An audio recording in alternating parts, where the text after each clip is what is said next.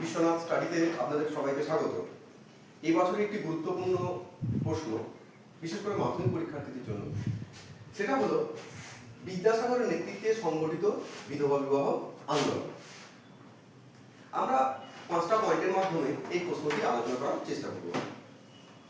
মূলত কোন পয়েন্টগুলো দেব, কোন কোন তথ্য দেব, এটার উপর আমরা গুরুত্ব আরোপ করব, যাতে করে আমরা ফুল মার্কসটা পাই। প্রথমে আমরা বলবো সূচনা দেব।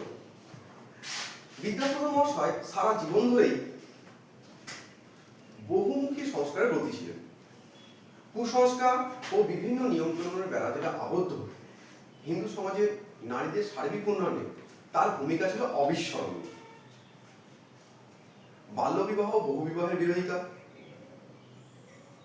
বিধবা বিবাহের পক্ষে আন্দোলন, উচ্চশিক্ষার প্রসার, নারী শিক্ষার বিস্তার, অস্পৃশ্যতা, জাতিভেদ প্রথা প্রভৃতির বিরুদ্ধে তিনি সারা জীবন ধরে আন্দোলন চালিয়ে গেছেন। তাই রবীন্দ্রনাথ ঠাকুর কর্মবীর বিদ্যাসাগরের প্রতি শ্রদ্ধা জানিয়ে লিখেছেন যে বিধাতা বঙ্গভূমিকে মানুষ করার ভার বিদ্যাসাগরের হাতে দিয়েছেন। এরপরে আমরা দ্বিতীয় পয়েন্ট অর্থাৎ বিধবা বিবাহ সমর্থন, এটা নিয়ে আলোচনা করব। বিদ্যাসাগরের জীবনের সর্বশ্রেষ্ঠ কীর্তি হল বিধবা বিবাহ প্রবর্তন। তৎকালীন সময়ে খুব অল্প বয়সী মেয়েদের সঙ্গে বৃদ্ধদের বা বয়স্কদের বিবাহ দেওয়া হতো, ফলে খুব অল্প বয়সে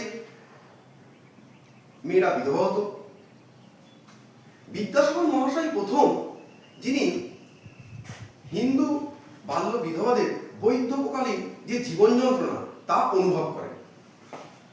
তাই তিনি পরাশর সংহিতা থেকে উদ্ধৃতি তুলে ধরে প্রমাণ করার চেষ্টা করেন যে বিধবা বিবাহ শাস্ত্রসম্মত। এ প্রসঙ্গে পরাশর সংহিতার যে উদ্ধৃতিটি এটা উল্লেখ করা যেতে পারে।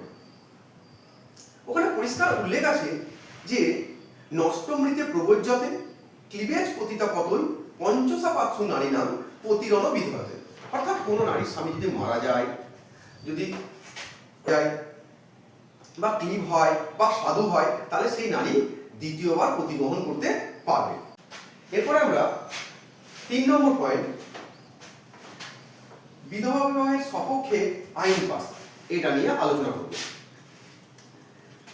বিদ্যাসাগরের উদ্যোগে বিধবা বিবাহকে সমর্থন জানিয়ে 987 জন ব্যক্তির স্বাক্ষর সম্মিলিত এক আবেদনপত্র ভারতীয় আইনসভায় পাঠানো হয় এবং বিদ্যাসাগরের প্রচেষ্টায় লর্ড ডালহৌসি সরকার অবশেষে 15 নম্বর রেগুলেশন জারি করে বিধবা বিবাহ আইন পাস করায় এবং এক ঘোষণায় বলা হয় যে বিধবা বিবাহজাত সন্তান পিতার সম্পত্তির বৈধ উত্তরাধিকারী পাবে।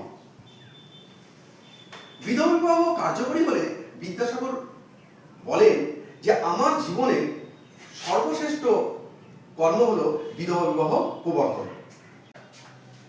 এরপরে আমরা 4 নম্বর পয়েন্ট বিধবা বিবাহ আয়োজন, এই বিষয়টা নিয়ে আলোচনা করব।